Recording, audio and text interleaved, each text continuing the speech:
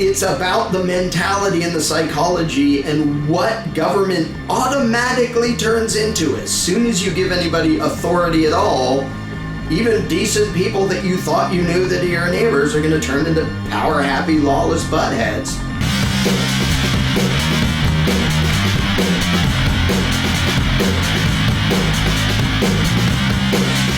From Anarchapulco, Mexico, this is Anarchast.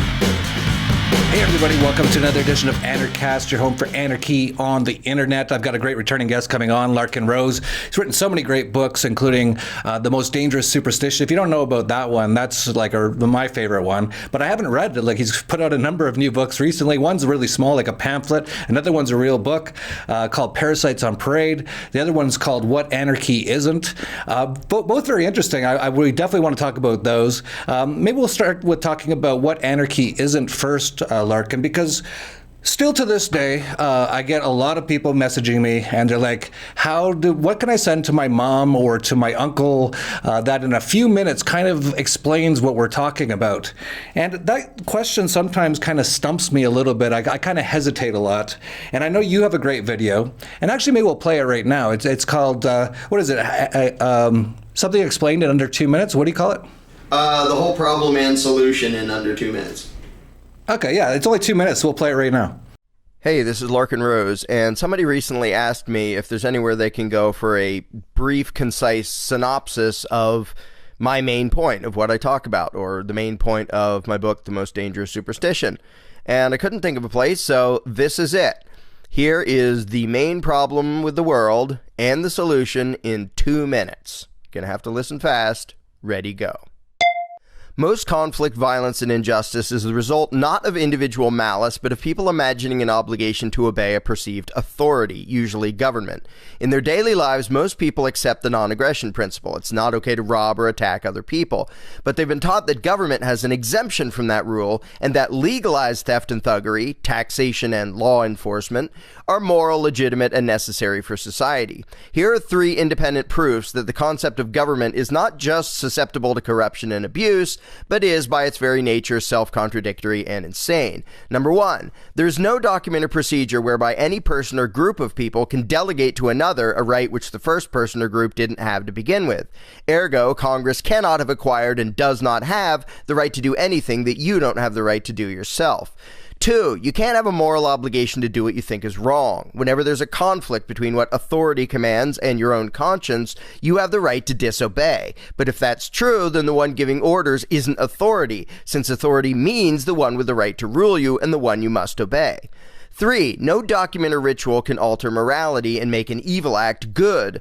Either man-made law matches objective morality, in which case the law is redundant and irrelevant, or it conflicts with objective morality, in which case it is illegitimate and should be disobeyed. Either way, legislation never creates any obligation to obey, and therefore has no authority.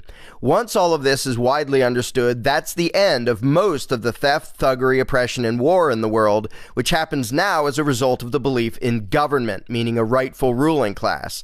If evil were committed only by genuinely nasty people, instead of being condoned and committed by almost everyone, all those who imagine that legalizing evil makes it good and imagine that agents of authority have rights the rest of us don't, the world would be a far more peaceful and just place.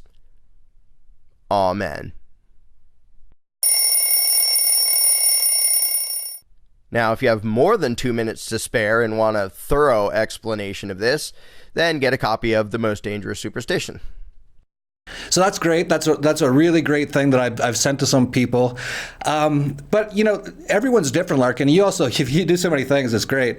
You also do Candles in the Dark, which is sort of like almost like a school teaching people how to communicate with brainwashed people that are called statists.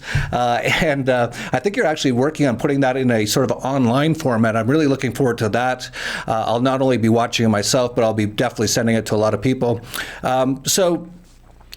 You know, you're doing so many things to try to get this message out there.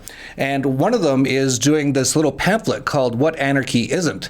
And I think that's really great because it's still to this day, it's a little bit hard to really easily explain to people who aren't necessarily all that smart because they've been in 12 years of government indoctrination camps. They've spent thousands of hours watching television programming, which is literally brainwashing. So trying to get through to them. And I think you might have come up with another great solution here with What Anarchy Isn't, which is sort of like a little pamphlet that anyone can get, and you can kind of just leave it lying around at like doctors' offices and things like that. So why don't you explain where you got the idea and what it's all about? Well, the whole reason, once upon a time I made a video called this, and then somebody I know said, I want this in booklet form to hand out. So he's the reason it's turning into booklet form.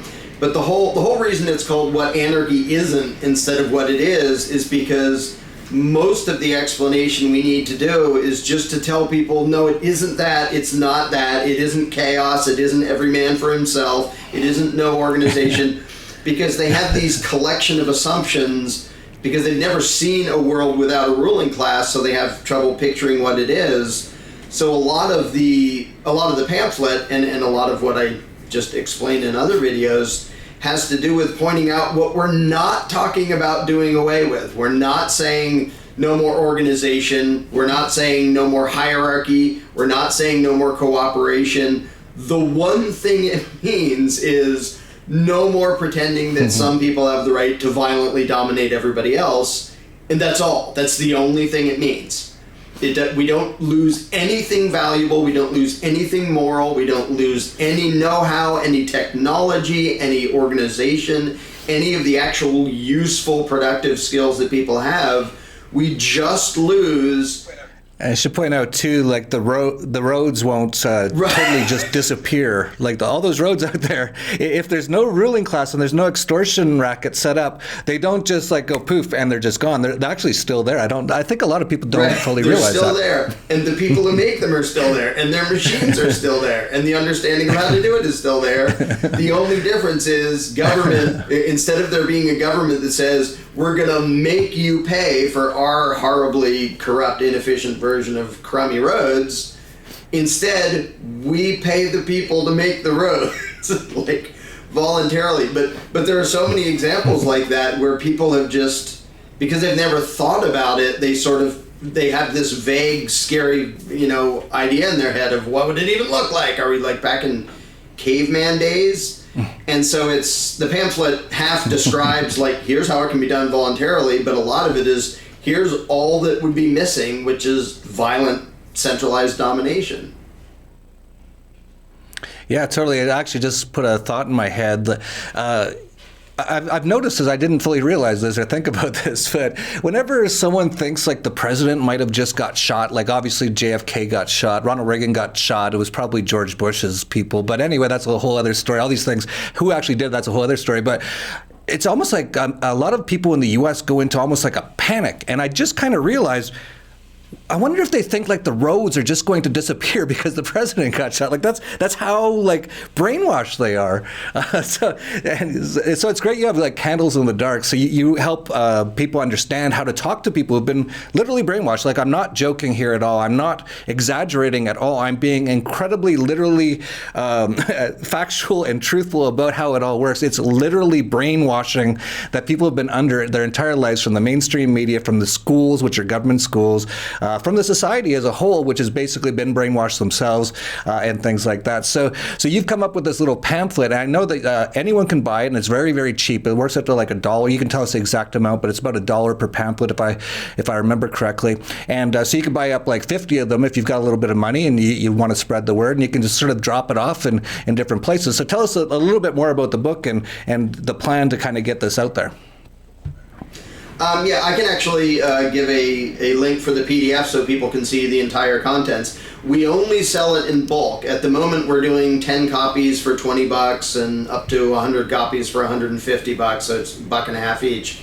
It's a little 40-page, fully illustrated thing. The illustrations are a friend of mine, same person who did the illustrations for my video, The Jones Plantation, and a few other ones. So it's this sort of eye-catching little thing, and it's not intended as like, buy this book and read one copy. It's intended as a thing you can hand out because it's that cheap and easy to do.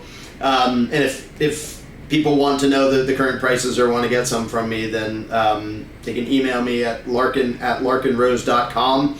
The printers say the first 10,000 of them should be done in less than 2 weeks. I think they said April 26th. they'll be shipping out 10,000 of these things. But the purpose is to be able to just give them away, because if you give someone a copy of The Most Dangerous Superstition, for example, which is a full, comprehensive explanation of a concept, most people aren't going to read it. They're not going to be interested. It's just going to sort of baffle them and confuse them.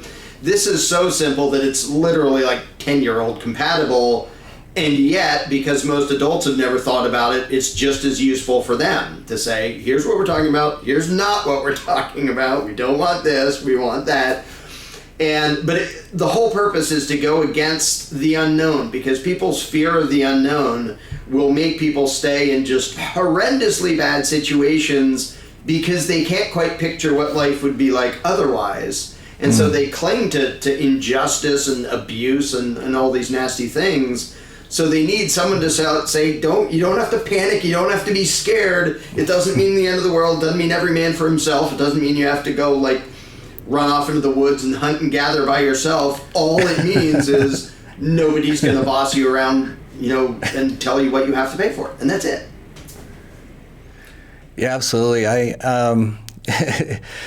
It's pretty amazing just trying to explain this to people. It is, your Candles in the Dark was so perfect because I hadn't fully put it together in my brain yet exactly how all this brainwashing worked. But once I heard why you did Candles in the Dark and how you're basically teaching people how to talk to people who are in a cult or who have been brainwashed, that's exactly what we're trying to do.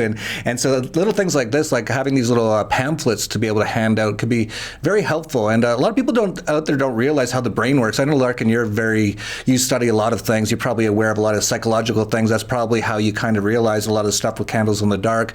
But pretty much everything you're ever told or read kind of stays in your subconscious. So in a sense, when you're handing out these pamphlets, you're also trying to brainwash people, but in a good way, because we're trying to help unenslave them. We're trying to help free them. But in a way, just someone just leafing through it, it will actually put it into their brain. And then when they see a video like a year from now, it might trigger something. They go, hey, this makes a bit of sense. I saw something about this somewhere. So it's just little things that we have to kind of plant, little sort of like Easter eggs that we have to put out there for people. And it's perfect sort of example, Easter eggs. You just sort of put one here, there's a dentist's office, I'll just put one here, that sort of a thing. I wonder if anyone's come up with any good ideas of places they want to kind of drop it off or things like that, just to give people ideas. Yeah, I've had a number of people already say, I'm going to go to the school and drop them off. And I know there's those little book things where you can drop off a book and pick up a book, the little free book exchange, throw a few in there. But it's so much, but both the pamphlet and what we're doing in Candles in the Dark, it's to overcome sort of psychological denial, because it's not like we're in a world of people that genuinely want to violently dominate everyone in their life on a daily basis. They've just been taught that when it comes to government, it's allowed to do that, and it's okay if you vote for them to do that to your neighbor and stuff. So these are all values and concepts that most people in their daily lives just go, well, yeah, of course, that's what I want. And I think on the description on the back of what Anarchy Isn't, it even points out, by the end of reading this, you might go, well, yeah, that's exactly what I want. Nobody violently coercing, and we voluntarily cooperate, and you have a choice which services you want to, purchase, and you can voluntarily help people. Who wouldn't want that? So this and Candles in the Dark is about showing people that voluntarists is what they already are, underneath a layer of authoritarian indoctrination that's getting in the way of their goodness. So it's not like we're trying to talk bad people into being good. We're just trying to remove a lie that is interfering with people's goodness coming out and having them be part of an actually moral, sane, voluntary society, because that's what people actually want inside, in spite of their indoctrination.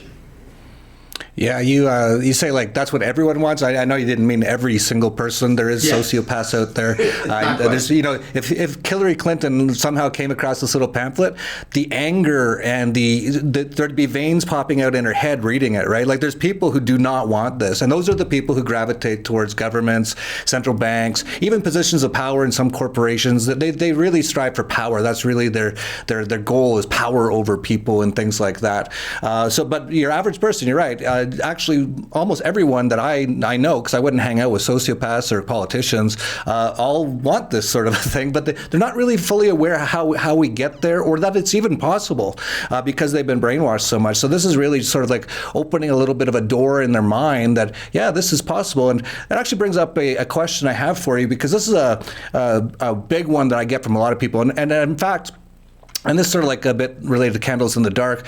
If I'm talking to a statist, I'll be at a conference and I might run across a statist, unfortunately, and they might get really mad at me right off the bat. Like they'll come up and they'll be like, oh, I hate you guys. And I'll be like, why? and like I'll quite quickly kind of understand. They're like, it'll be chaos if you guys do this. And then the reason they're getting angry is because they're actually getting the sense that we're going to actually do this, because we're getting close to the point where we're about to be able to do this. So now they're getting really angry. And what I kind of realized was they think that what we kind of want, some of these people, is we there's a button and we press it and all governments in the world disappear overnight. All central banks disappear.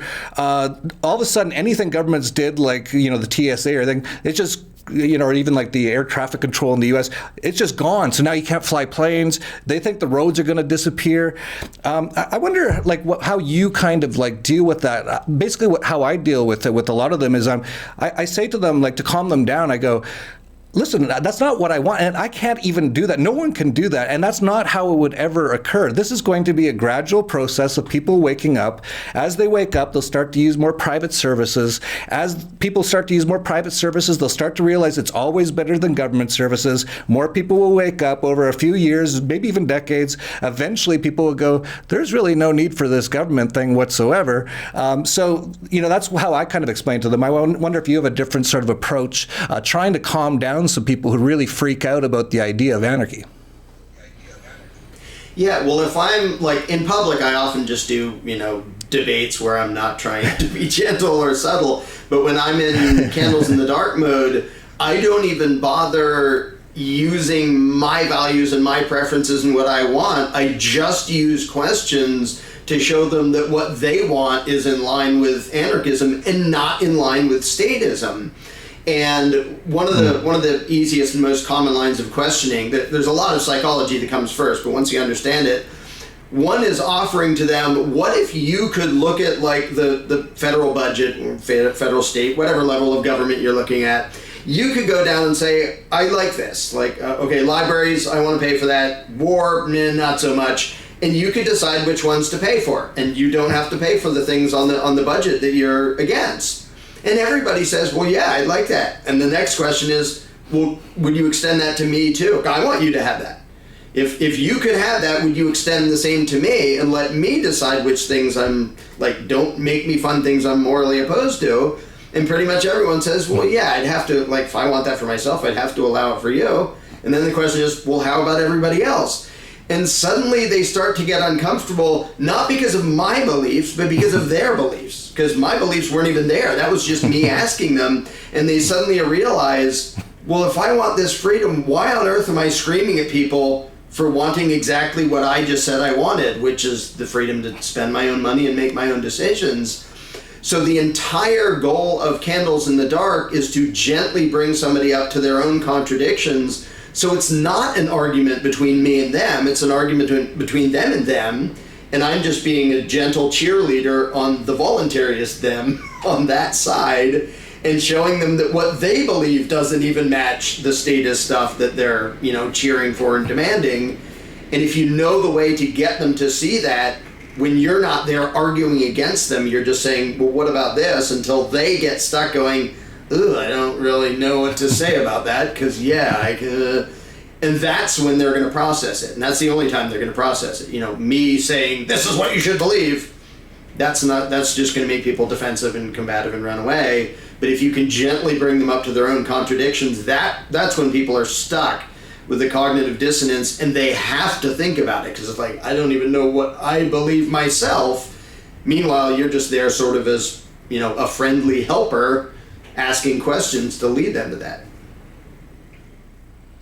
Yeah, the Socratic method is so powerful, and if people don't know how to do those sort of things, look into like nonviolent communications and that sort of thing. But definitely look into Candles in the Dark, and especially you really have to be like there in person still. But Larken's working on a way that'll be online, I think, soon, and that'll be great. So he's got the pamphlet, so that's a great way to just sort of like, just little thought bombs you can drop off somewhere. Just leave it somewhere. It might wake someone up. Then, of course, he's got things like Candles in the Dark, which you can go to, and hopefully soon online, which you can learn how to talk to people. He's working on another thing, too, called The Mirror, which will be a video game, which he'll hopefully just put out, and it'll hopefully catch on, and millions or billions of people will play it. And at the end, they'll all realize they're basically voluntarists. So that's another kind of like really sneaky like way to get it in there. So you've got all these different ways. So, what Anarchy Isn't, we're going to put the links down below. If you've got some extra money, like if you're not broke, if you're not living in your car or something, and you got some extra money, you got like 50 extra bucks or 100 extra bucks, because people are always asking me, how can I help, make this happen?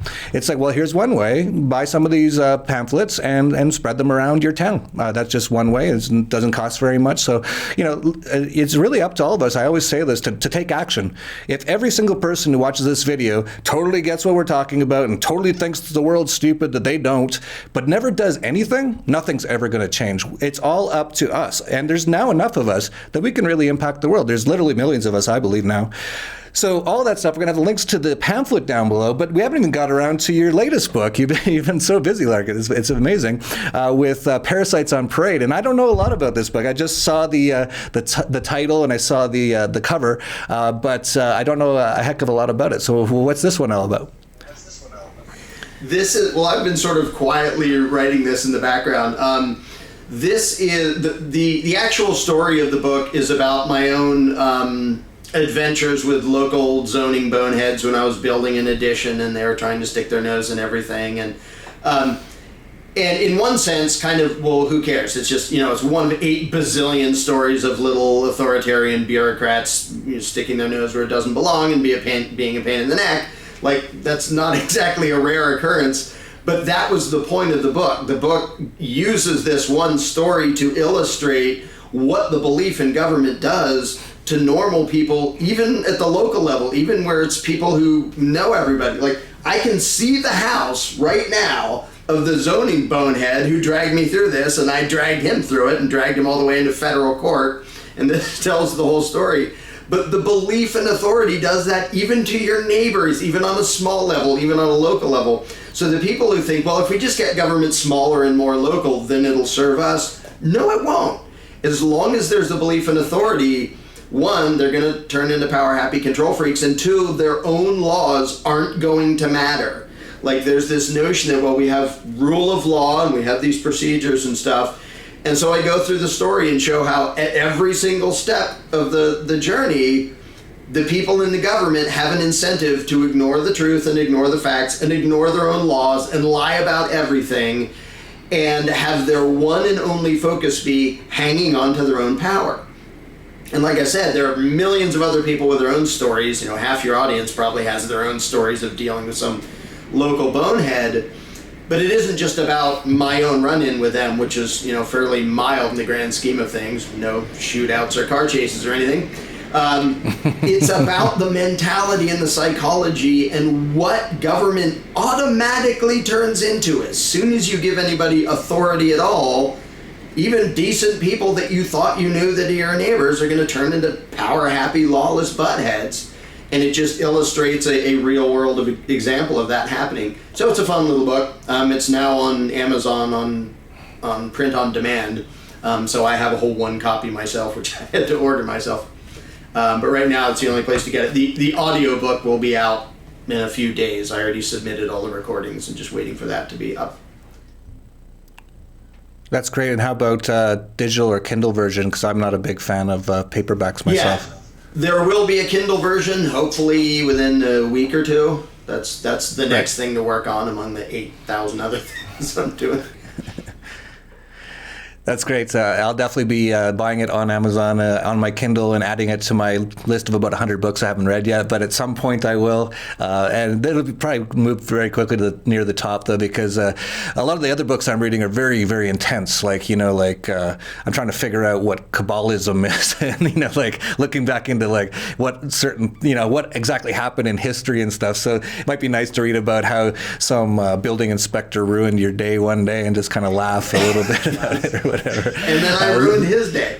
It's very light and easy reading and totally snarky and nasty. Like I don't bother being nice and academic in this book, and I actually explain why we shouldn't be. When people go on in power happy mode, the only deterrent to that is if the rest of us don't put up with that and treat them like the boneheads they are. And talk about that. Don't say, yes, sir, yes, your honorable highness. Like, no, if they're butting into your life and just being stupid jackasses, treat them like stupid jackasses until they stop doing it. So I'm also fairly proud of my artwork here. I did the illustration of a little parade of parasites on the front of it. So, but it's a light, that's great. It's a short, easy, fun book, and I had fun being nasty because these people deserve to have people be nasty to them because of what they are. Yeah, totally. I think there's really two ways to kind of wake people up, and I think you do both of them, and I think I do as well. Sometimes it's really smacking them in the face with reality, and so that's being very harsh and really almost saying things like that shock them because to their brainwashed mind it's a shocking thing you say. The other way is to be really, really nice, and that I think the nice way works a lot better, but I think the shocking does work sometimes, so they're both have some value. And one thing that I noticed is, as you pointed out, whenever there's a government with power, all these people gravitate towards, even like decent people that you think are really nice. Once they have that power, all of a sudden they all seem to change. Like maybe there's a couple who haven't, but I've never seen them or met them. But there's something really strange about that people get like that. And so sometimes you meet like these Republican types, these sort of what they call themselves right wingers, whatever that means, or conservatives, whatever that means. Like I'm conservative. It's like, well, how is that a thing? Like, why would you describe yourself as being like, I take things slow? It's like, okay, like fine. Like, why don't you speed up a little bit? Like you just enjoy going slow? Like, why would you even tell me that? That's such a weird thing to say. But sometimes I'll meet these Republican types, and the smack in the face thing I like to do is when they tell me, yeah, I don't like socialism and, thank God for Donald Trump and all that. I'll be like, you're a dirty commie. And they'll be like, what?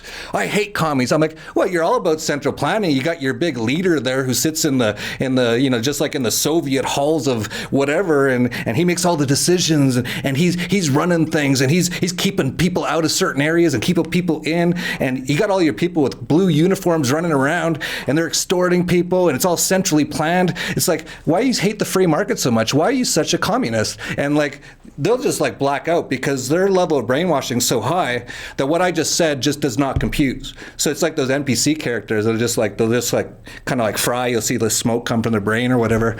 But I kind of like to do that. But it is kind of interesting, like to kind of point out to people, why government is bad. And so another thing to do as well, in my opinion, is you say to these right-wing guys, you go, well, government's basically like communism, right? And you kind of explain why that is. And you say, well, you don't like communism, do you? And they're like, no, it's terrible. And you go, you understand why it doesn't work, right? Because you can't have one guy deciding everything. And they're like, yeah. And it's like, well, why do you like it when it's this thing? Or why do you like it when it's about borders? Or why do you like it when it's about police or security? And explaining things to them that way. So, there's so many different ways to explain to people various things like that, right? Yeah, and it's interesting because I came from the sort of right-leaning statist position, and one of the reasons I eventually had to give up my statism was realizing that I'm out here railing against, like, you don't have the right to steal my money to give it to somebody. Like, I can give it to charity if I want to, you don't have the right to, but for some weird reason, I have the right to demand your money to pay for the military I want. And, part of me noticed I'm just being a different flavor of collectivist, authoritarian, socialist. I just want it spent on different programs, but that's not a principle. That's just an arbitrary preference. So I had to eventually give that up. But it's fun because these days I'm working on just drastically different approaches. Like both Candles in the Dark and The Mirror are totally passive and gentle, totally non-judgmental, as nice and non-confrontational as you could possibly get. And at the same time, I'm doing things like writing Parasites on Parade. I'm also occasionally working on the sequel of The Iron Web, which is not exactly a gentle story. And the sequel won't be as gentle as the first one even. So I think both approaches are important. Like if you're having a one-on-one discussion with somebody who's part of your life and you really want them to understand it, being very patient and taking your time and using the candles in the dark method is very important. And sometimes just a 2x4 to the head of the whole concept of the divine right of politicians, whether it's in a video or a book or whatever, to just shake people up enough that they go, wait, what? Because a while ago I actually did a poll of, not very scientific, but a poll of people on Facebook and said, of those of you who are now anarchists or voluntarists, how many of you got here by way of the gentle persuasion and people being patient with you, and how many people needed the 2x4 to the head? It was almost 50-50, the number of people who said, yeah, I needed to just get run over with a steamroller to even begin to doubt what I had clung to. So I want there to be both sides out there, and it's sort of funny that I'm working on the two extremes of that at the same time. But, the more ways people are trying to tell people, don't try to violently dominate your neighbor, the better. Yeah, totally. That's actually a great thing to put in the comments down below, how you became an anarchist. I know that's what we ask on the show, and obviously I can't have every single person who watches on the show. So that'd be great to hear people's, don't make it a book because, it's too much to read, but, a short answer to how you became an anarchist, and kind of put, was it because someone hit you with a 2x4, or was it because someone really calmly walked you through it, or that sort of thing? It'd be very, very interesting to see the responses down below. For me personally, Doug Casey just kind of explained it to me over dinner, and I just got it. It was just, that's what I've been looking for my whole life. It's like, finally, I knew there was an answer to this. So it wasn't necessarily, I guess that you could say it wasn't the 2x4 then. It was definitely the calm talk, but it was literally like about an hour dinner, and I was basically an anarchist. So great stuff, Larken. You put out so much great stuff. You do so many amazing things. So I'm going to put links to everything we can down below. If you're watching this video and you don't know Larken, check out his channel. We'll put a link to his YouTube channel.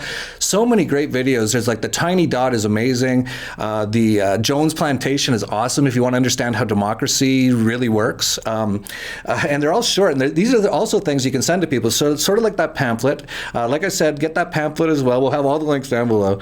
And soon, hopefully, there'll be Candles in the Dark online and all that. If you don't know Larken, check it out. And of course, I mentioned right off the top, The Most Dangerous Superstition is really like one of the best books ever written on these sort of topics. So I'll have all the links to that down below. And of course, he also has been speaking in Anarchapulco every year, I think. I don't know if you were at the first. Were you at the first one? I don't remember.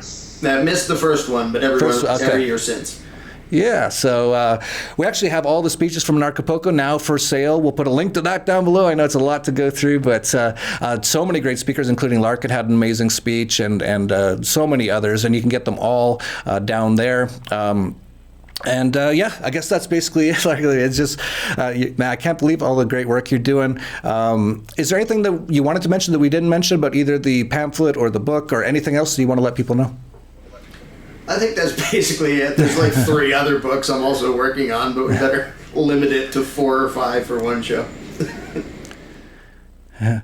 Well, I know you also, I think, accept donations. Oh, this is an interesting topic to end off with.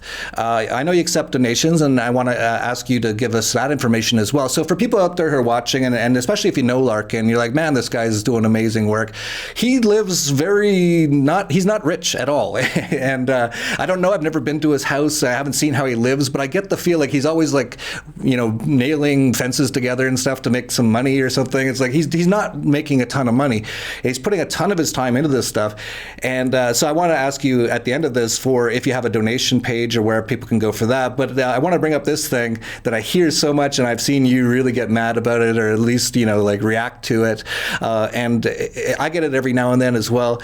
Some people, they seem to attack you if you give something away for free, but you ask for donation. You said there's like 2 things that they kind of attack you over, and they both make no sense? Yeah, some people complain if I ever charge for anything. Like, like the vast majority of articles and videos I've done, I just gave away for free. I don't even run ads on them.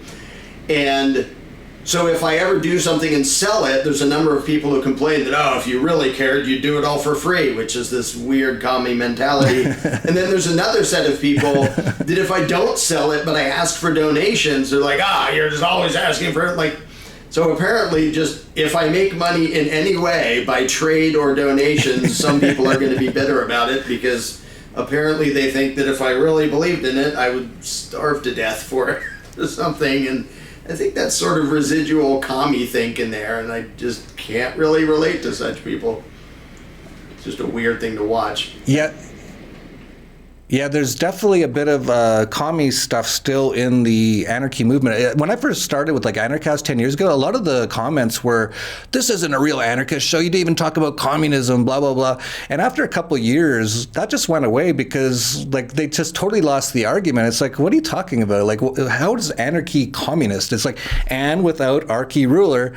How does that have to do with a system of central planning of the entire economy? Like, what are you even talking about? It makes no sense. But yeah, there's still a bit of that lingering around. It's kind of funny because some of us have used the term anarcho-capitalist to describe ourselves, mostly because to make sure people don't think we're communists. But there's still a little bit of that, and I get it as well. Anarchapulco, oh my God, you're charging like $350 for 4 days of this massive stage flying in people like Ron Paul and Immortal Technique and people like Larken and everyone from around the world. Like, how dare you charge that much? It's like, we lost money this year, but like just the fact that people would even like say that is so, it just shows there's still a bit of that commie mentality in some people. It's like, how dare you ask to get paid for your work? It's like, I don't know who these people are, but I'm sure they have some sort of job, or maybe they just live at home in their parents' basement, but they have some sort of job. It's like, well, how dare you go to McDonald's and ask them to pay for you to make the Big Macs? Like, what kind of a scumbag are you anyway, right? Yeah, it's a bizarre mentality to watch, and I think it's just sort of grouchy, bitter, envy-based, and there's not really a philosophy or a concept behind it. I think it really is. It's the same reason that tabloids are a multi-billion-dollar industry, because some people, as soon as you have any notoriety, I'm famous in 0.001% of the population, as if that counts as famous. As soon as anybody knows your name, there's a number of people who are going to hate you and can't wait to see you torn down and destroyed, and that's just, like, that's their own messed up psychological problems. So whatever, have fun with that. Yeah, totally. Like this whole communism itself, you just did a Facebook post on it recently. It basically is like, when you say you're a communist, basically what you're saying is, I have major issues with envy, jealousy, and things like that. Like, there's no, the philosophy behind it, like, once you actually understand it, it's like, you just hate other people and you don't want to see them doing well. That's basically your philosophy. And it's strange, but there's a lot of people out there that are kind of like that. But anyway, so it is kind of interesting, and you had a great retort to someone. I can't remember what you said, but they were basically questioning you, like, how dare you make money from your work? And do you remember, you write so many things on Facebook, I don't know if you remember, but you had a great response to someone about, what... Do you remember it all? Like, yeah, you write like thousands of them a day, so you probably don't. But it was such a great response. I wish I could remember it. Why don't you give away your work, sort of a thing? I forget which one. I deal with them fairly regularly and respond to them fairly regularly, and okay, do you go out there and just do whatever you do for free? Like, you don't really believe in making people lunch because you want to get paid for it. It's just ridiculous. Yeah. The notion that somehow, I know one of the things I did recently, which I pointed out, is if I go to the trouble to make some video and I give it away for free, all of the loss was mine. All of the time and effort and putting it into it was mine, and everybody else gets free thing, which I've done lots and lots.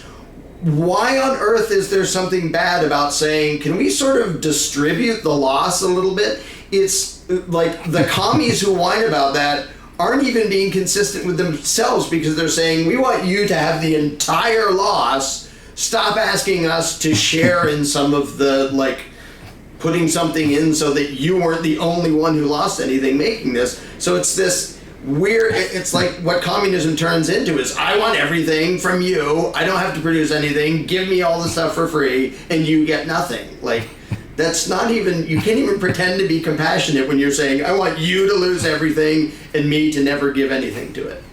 Like, okay, what happened to the whole sharing, compassionate, we're all in this together stuff? Because it's not about that. It's just bitter envy.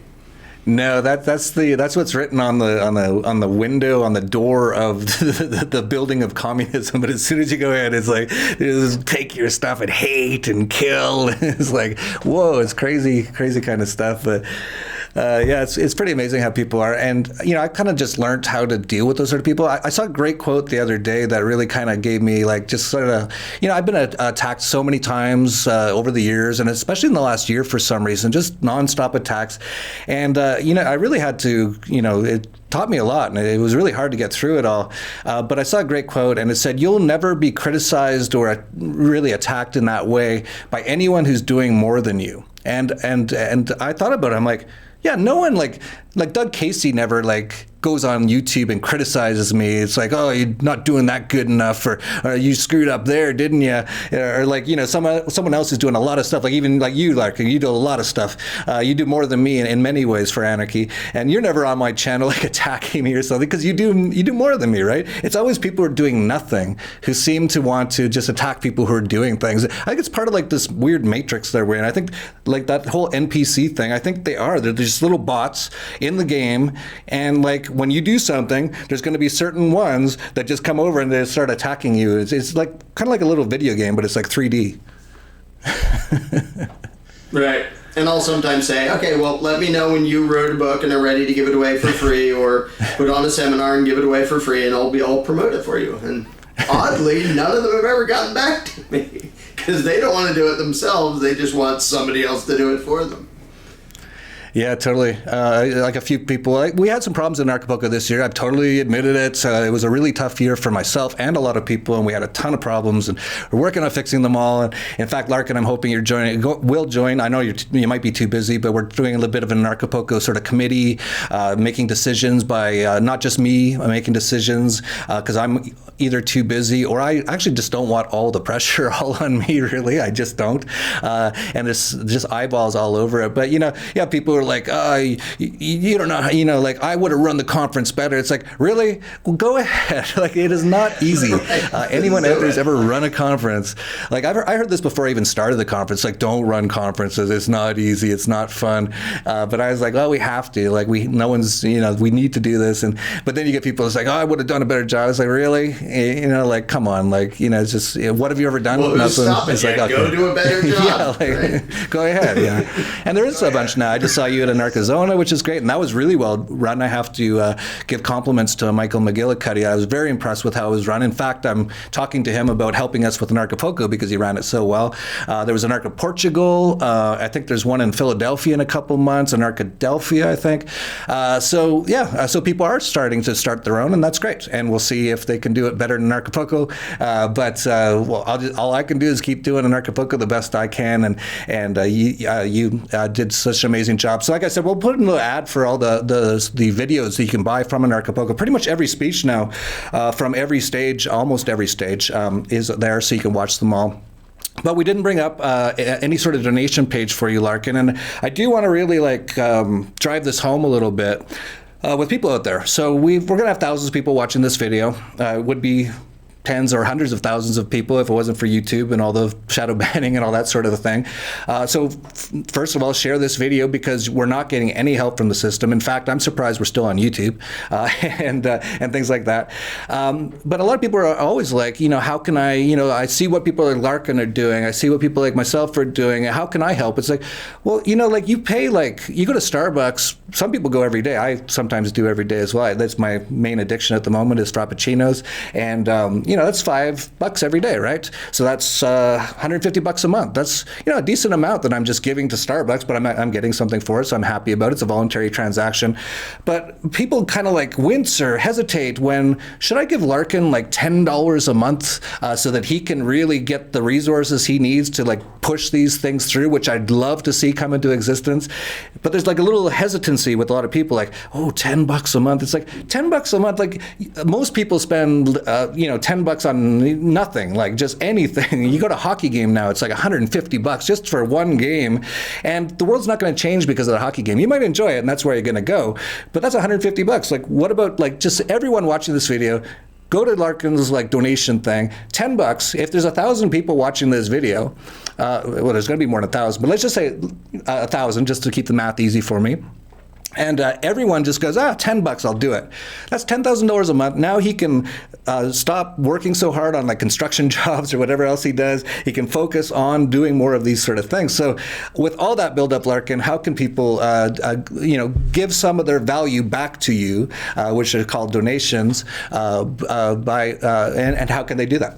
Well, I can give a Bitcoin address, which we can do below, and PayPal. PayPal tried to rip me off, but somebody else I know, I can do it by way of them.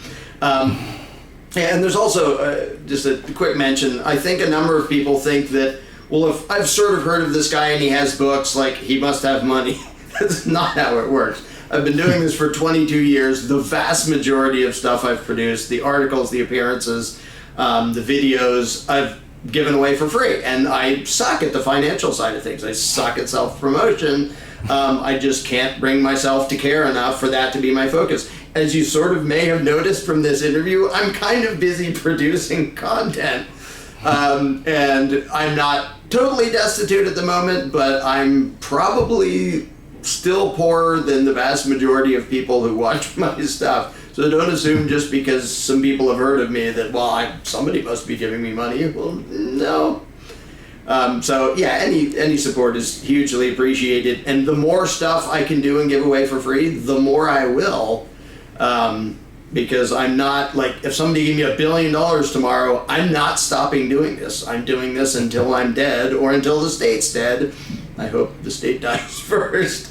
But I'm not stopping either way, and it would just be a little bit easier if I didn't have to be doing other stuff to pay the bills and stuff. Yeah, absolutely. So hopefully people do that out there, as I was pointing out, like people pay, like you pay like $50 a month for your internet. You're paying for all kinds of bills all the time. But, set aside, like if you're a real anarchist, real voluntarist, you really want to see some change, set aside a small amount, like sort of like, like a couple percent of your income, sort of like what they say at church, right? Like, what is it, like 10%? Or I think they want even more than that. But, a certain percent to kind of like give to the certain people that you think can really push things through. So really give that some thought out there and look to do that with people like Larken and basically just sort of help a lot of the people out there, put this sort of content out. I kind of wonder, Larken, have you ever added up all the hours you've done, all these books and all these videos and all the things that you've done, and divided by the amount that you could maybe guess that you've made in donations or book sales, and actually worked out the cost per hour? Because I'm going to guess that it's a lot less than the $15 minimum wage that the statists want to work at McDonald's. It's less than the minimum wage has ever been. I've been doing this for 22 years. For most of that, I never sold anything. So it's sad how low it would be. It's like $3 so like an 10 hour. cents an hour or something. Right. So, but I'm going to do it anyway. People are like, oh, he's rich or poor, I'm doing it anyway. So. And some people are like, oh, he's such a dirty anarcho-capitalist, he doesn't support the government minimum wage because he actually understands that will actually destroy jobs and destroy the economy and will hurt everyone as a whole more than if they didn't do it whatsoever. But people will be like, oh, he doesn't support that, but you actually make far, far less doing what you've been doing than the actual minimum wage has ever been by a government minimum wage. So I think I've driven that point home enough, but definitely out there, like if you're not doing anything like to move things forward, like you're not getting out there, you're not starting a crypto company, you're not, whatever, you're just in your house, but you got a little extra money, $10 a month to Larken, $10 to whoever, We Are Change, whatever you want to do, whoever your favorite people are, James Corbett or whoever you want. But, you know, think about it that way. Like just a few dollars a month. It's sort of like, I feel like I'm doing a UNICEF commercial or something. We should actually make you Larken like with like you're really skinny with a pot belly, like you're starving or something. And I could be like that blonde woman. I'll be like, look how sad he looks. Look how sad. And he's in pain because he has no rice. $5 a day, you can feed this sad anarchist video. And he'll write you a letter about how much he loves you. But yeah, actually give some money to those people too if they're starving. But a lot of that stuff is, you know, Red Cross. We can go into how BS a lot of those charity organizations are. But anyway, that's a whole other topic for a whole other episode. Totally getting off topic. All the links to everything down below, all of the things that Larken does. If you don't know about him, now you know, and now you're going to spend months reading all his books and watching his videos because they're that good. And like I said, if you like this video, like, subscribe, share down below. Help us share this content because YouTube sure isn't. And I don't even know how long we'll be on here. But that's it for Anarchast, your home for anarchy on the internet. Peace, love, and anarchy. Your rights to say what you want, think what you want, raise your kids the way you want, transact with who you want, and put what you want into your body are under attack. There's never been a time in history when this was more true than today. But at the same time, there's been an awakening of people like you who recognize that freedom is within reach, and they're turning the tables on the global elite. That's why, for the last 4 years, thousands of freethinkers and voluntarists like you had made the journey to Acapulco, Mexico to learn, interact, and create more freedom in their own lives. You may not have made it to the event, or if you did, you're likely to want to experience it again and again in your own home. I'm talking about 4 action-packed days of exciting, informed, expert speakers, all of whom are at the top of their game and all icons in the freedom and liberty movements. Visit anarchapulco.com/2019 VOD now to experience Anarchapulco and Cryptopulco 2019 as many times as you want, from the comfort of your own home or office.